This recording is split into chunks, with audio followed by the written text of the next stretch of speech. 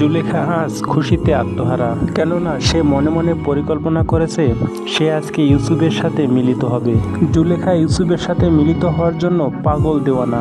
ইউসুফ যদি তার সাথে মিলিত হতে না চায়, সে পরিকল্পনা করেছে সে তার সাথে জোর করে মিলিত হবে, তাই তাকে ডেকে পাঠানো হয়েছে। জুলেখার রক্ষী যখন ইউসুফকে ডেকে নিয়ে আসে, ইউসুফকে ডেকে নিয়ে আসার সময় দরজাগুলো একটি একটি করে বন্ধ করে দেয় এবং ইউসুফকে ভিতরে নিয়ে আসে। ইউসুফ যখন জিজ্ঞেস করে দরজাগুলো কেন বন্ধ করছেন, তখন রক্ষী বলে এটি হলো জুলেখার আদেশ। অতঃপর সে আর কোনো কথা বলে না। আর ইউসুফ কিন্তু ভালো করেই জানতো এই দরজাগুলোর চাবি জুলেখার কাছেই থাকতো।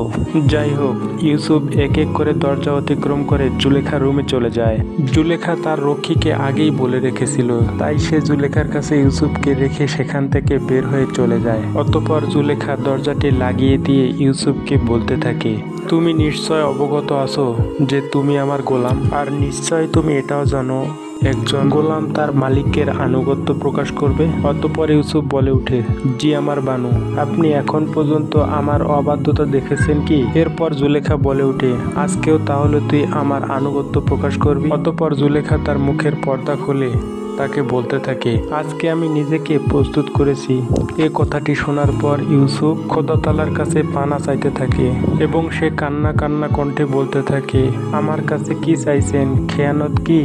আমি তো বলেছি আপনার কাছে সারা জীবন অনুগত থাকবো, কিন্তু অনুগত এবং বিশ্বাসের খেয়ানতের মধ্যে ভিন্নতা রয়েছে। আপনি আমার কাছে কি চাচ্ছেন? অতঃপর জুলেখা বলে ওঠে, আমি তোর কাছে আমি তোকে চাই। অতঃপর ইউসুফ বলে ওঠে, আপনার স্বামীর কাছে আমি বিশ্বস্ত হয়ে উঠেছি, আর তিনি আমাকে মহব্বত করেন, তিনি আমাকে উন্নত স্থান দিয়েছেন, আর আমি তার আমানত খেয়ানত করব? অতঃপর জুলেখা বলে ওঠে, আমাকে মহব্বত করলে এটা তো আমি খেয়ানতের কিছুই দেখছি না। এটা শুনে ইউসুফ বলে ওঠে, আমি তোমাকে মহব্বত করতে গিয়ে আমি চাই না আমি গুনার সাগরে ডুবে যাই। এটা শুনে জুলেখা আবারও খেপে যায় এবং তাকে বলে, তুই গোলাম হিসেবে আমার আনুগত্য প্রকাশ করতে বাধ্য। তিনি আরো বলেন, আমার ইজ্জতের টুঙ্গ স্থান থেকে তুচ্ছ স্থানে নিয়ে এসেছি যাতে তোকে হস্তগত করতে পারি, আমি এই অধিকার ছাড়ব না। অতঃপর ইউসুফ বলে, আমি এই সামান্য কামনা বাসনার জন্য নিজেকে বিসর্জন করব না। অতঃপর জুলেখা বলে, আমি আর তুমি ছাড়া এই ঘটনা কেউ জানবে না। কিন্তু ইউসুফ বলে, খোদাবন্দের কাছ থেকে তুমি নিজেকে কিভাবে আড়াল করবে?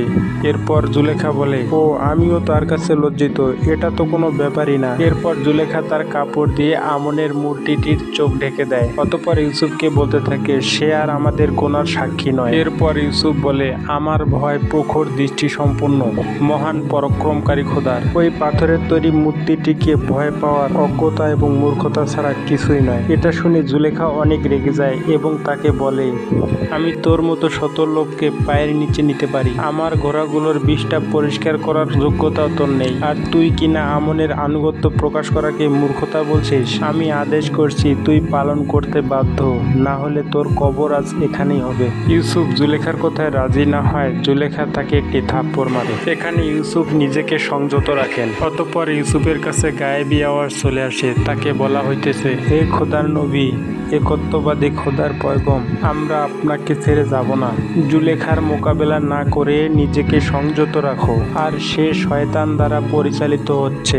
যেহেতু ইউসুফ তার কামনার প্রতি আনুগত্য প্রকাশ করছে না, তাই সে জবরদস্তির আশ্রয় নিচ্ছে। সে ক্রমাগত কৌশল করে যাচ্ছে।